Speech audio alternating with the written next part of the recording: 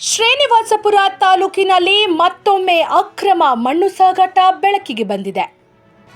ಸೋಮಯಾಜಲಹಳ್ಳಿ ಪಂಚಾಯಿತಿ ವ್ಯಾಪ್ತಿಯ ಸೋಮಯಾಜಲಹಳ್ಳಿ ಗ್ರಾಮದ ಕೆರೆಯಲ್ಲಿ ಹಾಡು ಹಗಲೇ ಮಣ್ಣು ತೆಗೆಯುವ ಮೂಲಕ ಅಕ್ರಮವಾಗಿ ಸಾಗಾಟ ನಡೆಸುತ್ತಿರುವುದು ಸಾರ್ವಜನಿಕರಲ್ಲಿ ಆಕ್ರೋಶಕ್ಕೆ ವ್ಯಕ್ತವಾಗಿದೆ.